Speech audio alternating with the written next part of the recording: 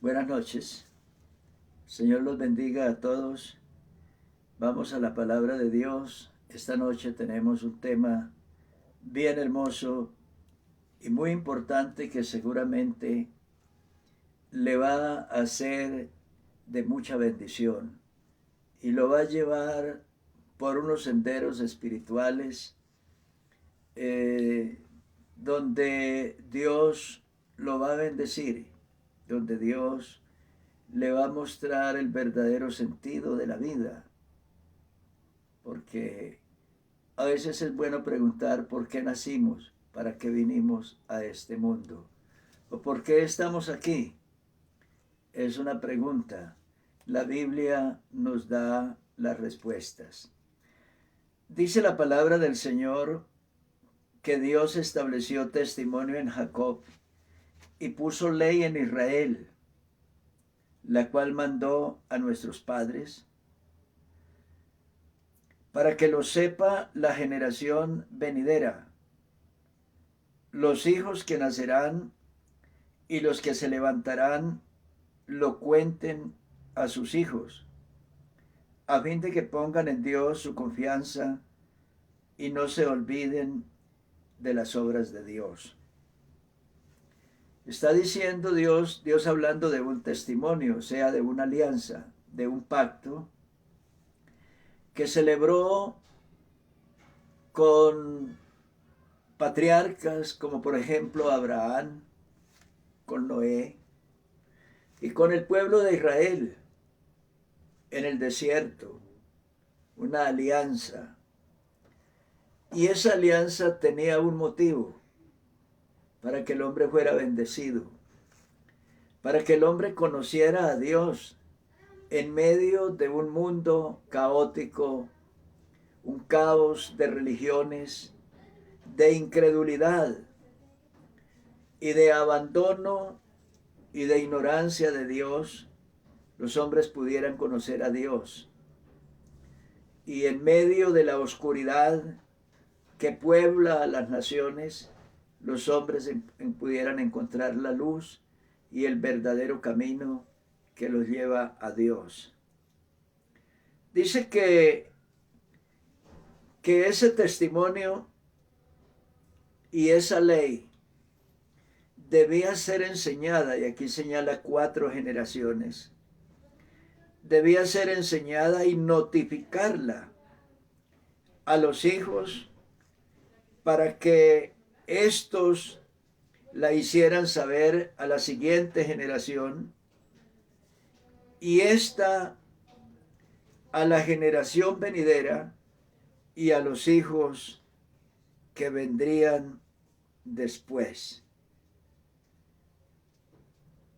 Y dice, a fin de que pongan en Dios su confianza y no se olviden de las obras de sus manos.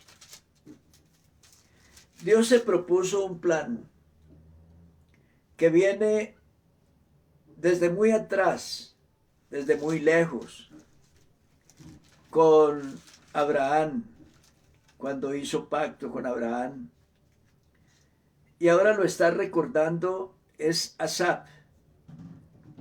Asaf, uno de los oficiales de David, el que habla de estas cosas cuando dice: escuchad, pueblo mío, mi ley, inclinad vuestro oído a las palabras de mi boca.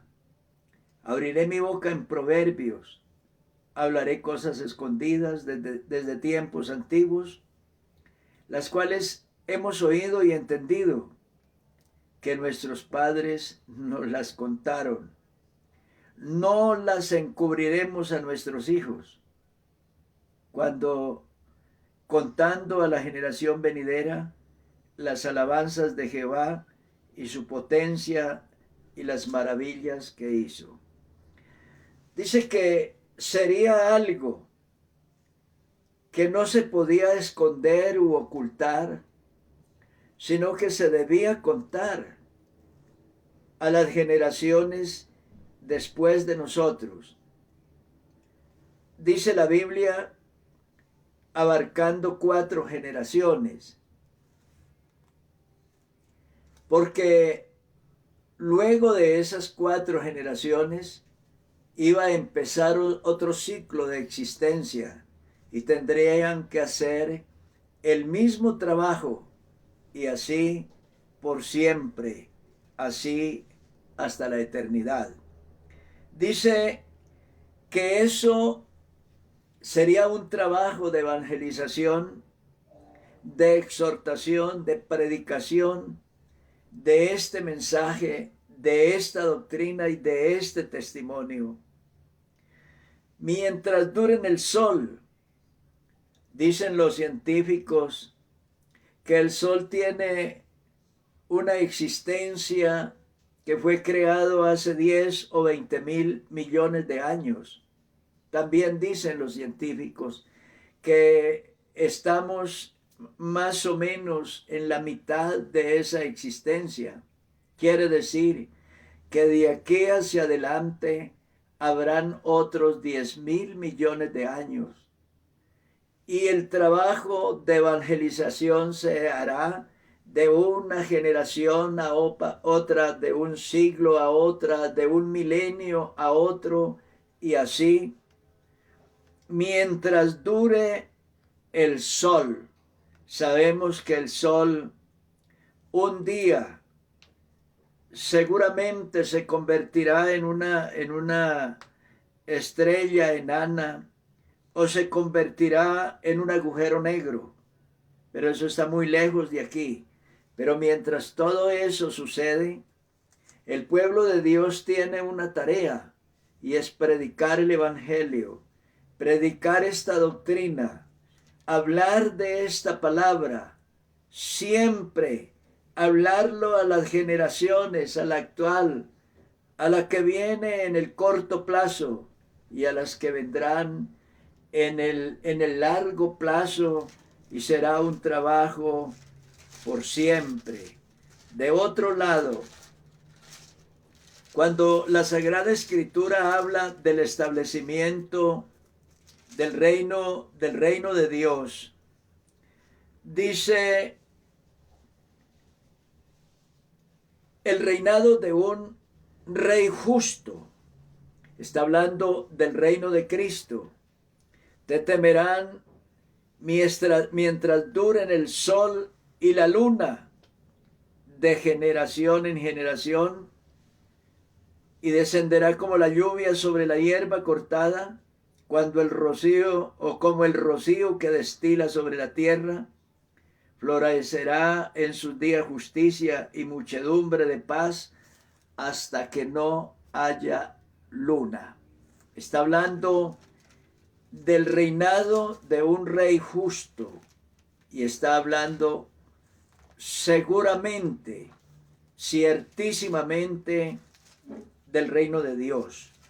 Cuando Jesús, después que fue bautizado, la Biblia dice que llegó a una región de Galilea a predicar el evangelio, y la Biblia se dice de ese acontecimiento que las regiones o la región aquella y las poblaciones aquella se llenaron de luz. Por eso dice tierra de Zabulón y tierra de Neftalí, ciudad marítima en la región de Zabulón y de Neftalí, camino del mar al otro lado del Jordán, Galilea de los gentiles. El pueblo asentado en tinieblas vio gran luz, y a los asentados en región de sombra de muerte, luz les resplandeció. Desde entonces comenzó Jesús a predicar y a decir: arrepentíos, porque el reino de los cielos se ha acercado. Ese reino del cual está profetizado que se predicaría mientras dure el sol y hasta que no haya luna. O sea, que sería una tarea que tendrán los hombres de una generación a otra, y como lo dije antes, de un siglo a otro, de un milenio a otro, y por siempre, porque de este reino Se ha hablado mucho y se sigue hablando. ¿Por qué es necesario la predicación del Evangelio y la promulgación y presentación de este reino a un mundo que anda en tinieblas?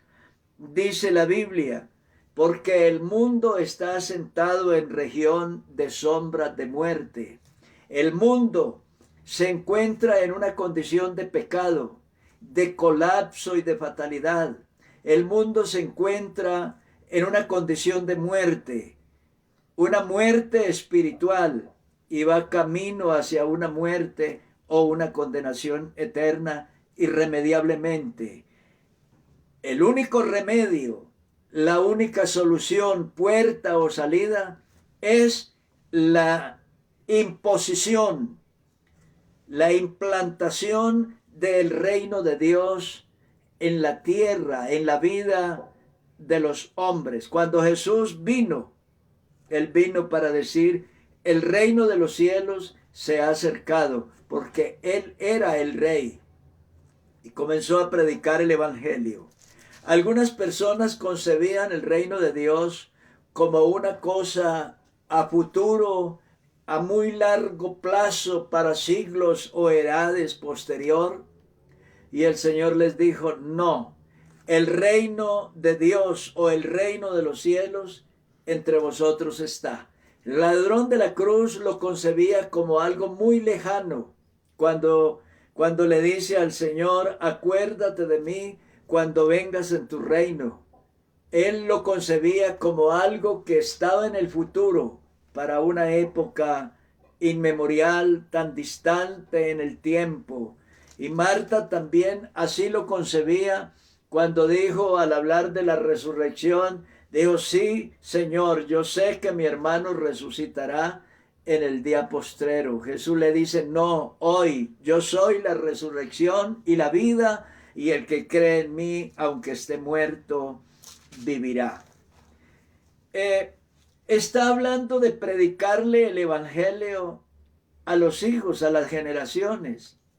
¿Por qué es necesario para los padres que hoy están en la iglesia predicarle el evangelio a sus hijos?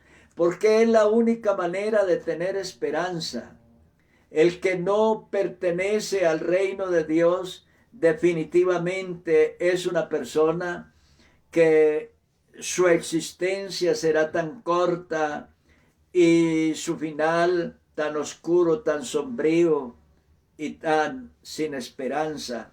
Entonces, es necesaria la predicación del evangelio, porque es la única manera para que los hombres se conviertan, para que los hombres se vuelvan a Dios.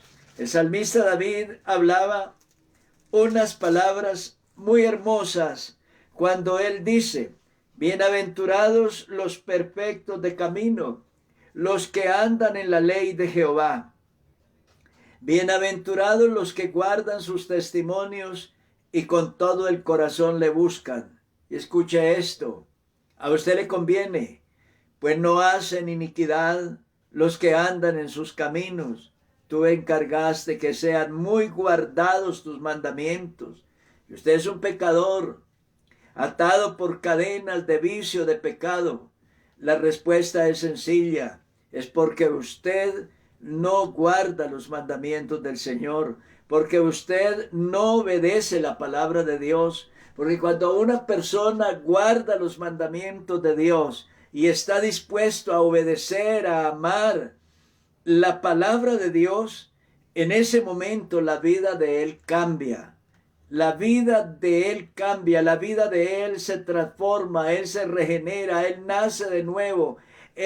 Sobre él se produce el milagro del nuevo nacimiento y una nueva relación de amor y de consagración y de santidad y de libertad y de paz empieza en la vida de ese hombre. Tú encargaste que sean muy guardados tus mandamientos. David era consciente que la predicación del evangelio y obedecer la palabra era una orden celestial, era una orden del cielo, y que eso llevaba consigo bendiciones para aquella persona que recibía la palabra con amor, para obedecerla. Ojalá fuesen ordenados mis caminos, dice David, para guardar tus estatutos. Entonces no sería yo avergonzado cuando atendiese a todos tus mandamientos. Te alabaré con rectitud de corazón cuando aprendiere tus justos juicios. Tus estatutos guardaré, no me dejes enteramente.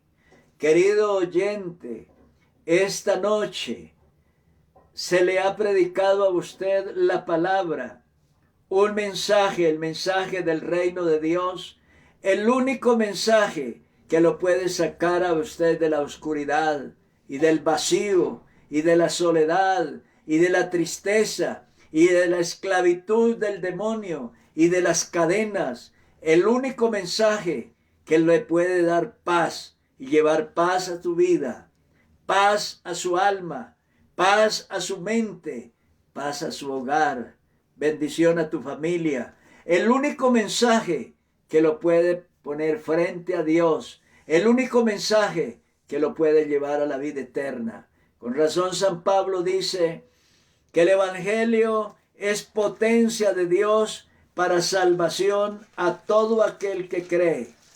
¿Ve usted?